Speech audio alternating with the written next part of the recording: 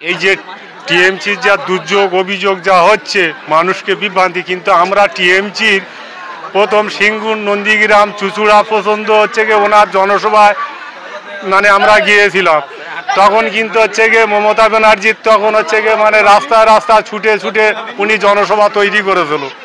আর সেই সিঙ্গুর নন্দীগ্রাম দিয়ে আজকের আমরা তার ভোট দিয়ে বড় করলাম, করার পরে দেখছি যে হচ্ছে গিয়ে আজকের আমাদের মানে বিভিন্ন রকমের হচ্ছে গিয়ে গ্রামে জুলুম অত্যাচার হচ্ছে। যারা সিপিএনের ক্যাডার বাহিনী ছিল, যারা হচ্ছে গিয়ে মানে আরএসপির নেতা নাগরি যারা হয়েছিল, তারাই চলে গেল সামনের সারির হচ্ছে গিয়ে টিএমসির নেতা।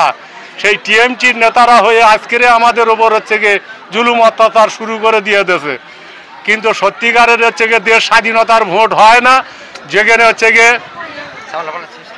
মানে ভিডিও দখল করে নিয়ে বিরোধীদের কারের ভোট করতে দিল না, বেদরা মারলো, মেরে নিয়ে এদের সব তেড়ে দিয়ে দিল। ওরা বললো যে হচ্ছে গিয়ে ঠান্ডা মেজাকে হচ্ছে গিয়ে মানে তোমার মানে কমিশনে ওই যে ভোট ফাইল হয়ে গেল নভিশন, কিন্তু নভিশন কারের ফাইল করতে দেয় না বিরোধীদের, সবার পিঠে একদম তদ্রুপবাদী করে দিল। কেননা সেই জায়গায় আমরা ছিলাম, দেখেছি।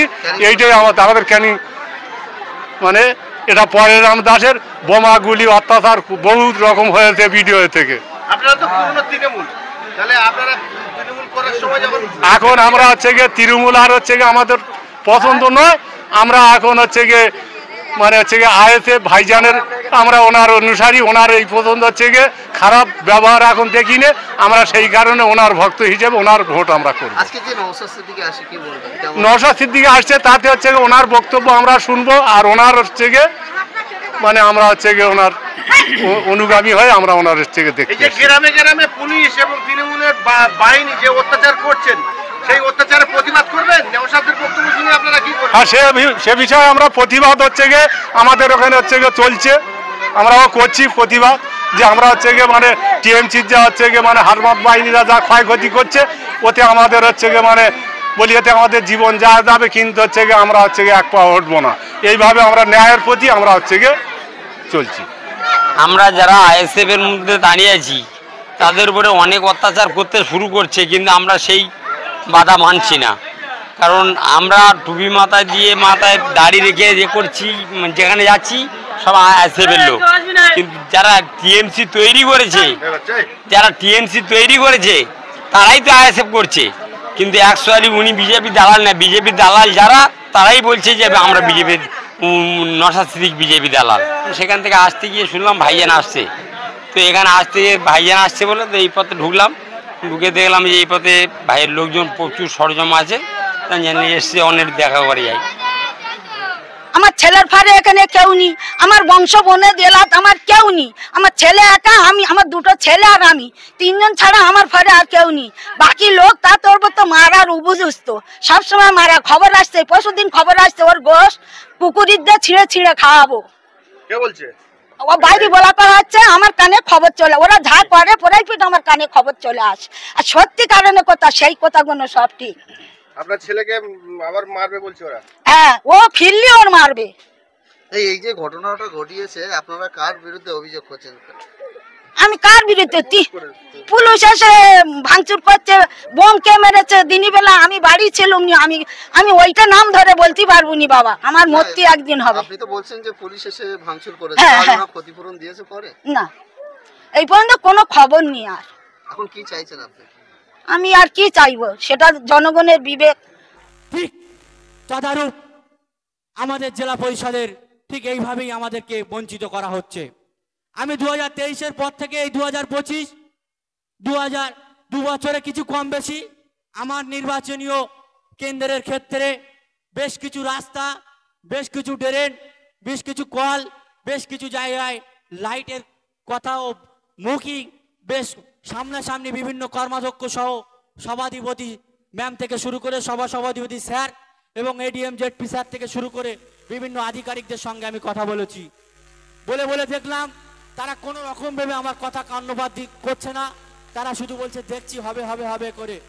কিন্তু আমি জানি ঠিক সময় আমাদেরকে এই ভাঙড়ের যারা আমাদেরকে বিভিন্নভাবে তারা চাপার চেষ্টা করছে, তারা আওয়াজ তুলবে যে জেলা পরিষদ হিসেবে তিনি কি কাজ করেছে।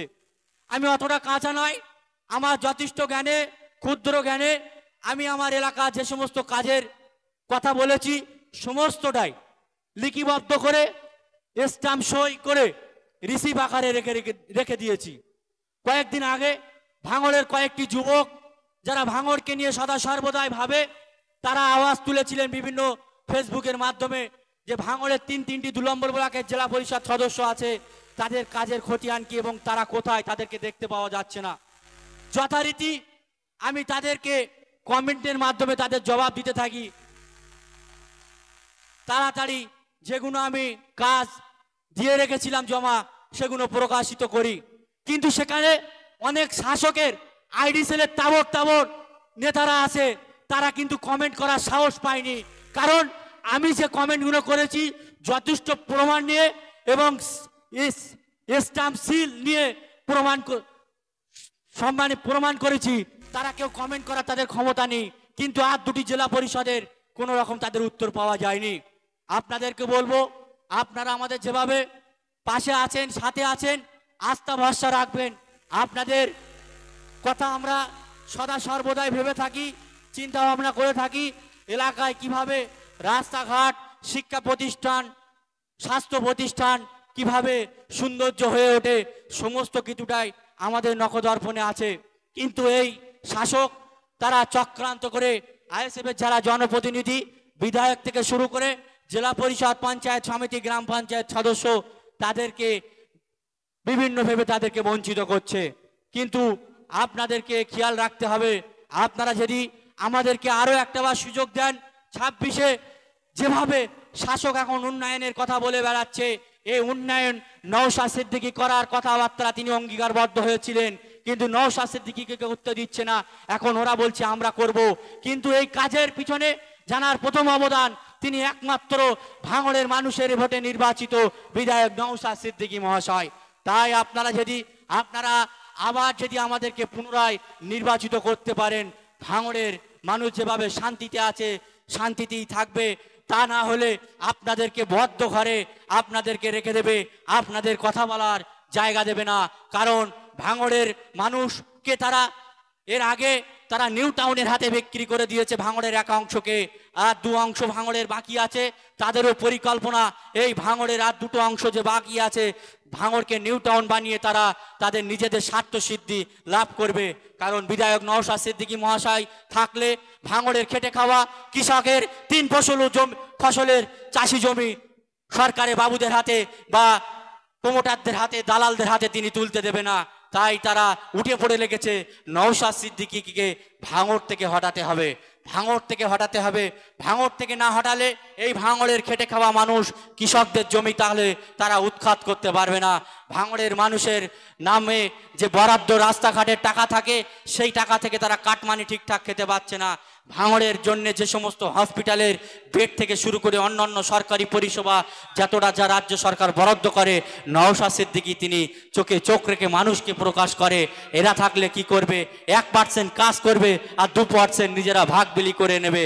আপনারা ভালো করে জানেন ভাঙড়ে বিগত দিনে এদের কর্মকাণ্ডেই কেউ লাভ হাউস বাড়ি করেছে, কেউ সাপুরজি ফ্ল্যাট কিনেছে, কেউ হাতিশালায় বিঘের পর বিঘে জমি কিনেছে, কেউ একটা স্করপিও গাড়ি চেপে বেড়াচ্ছে, কেউ 100 বিঘে জলকারের মালিক হয়ে গেছে। এটাই হলো তৃণমূল কংগ্রেসের বন্ধুদের চালচলন। আর আমরা যারা জনপ্রতিনিধি আসি, আমাদের বিধায়ক সহ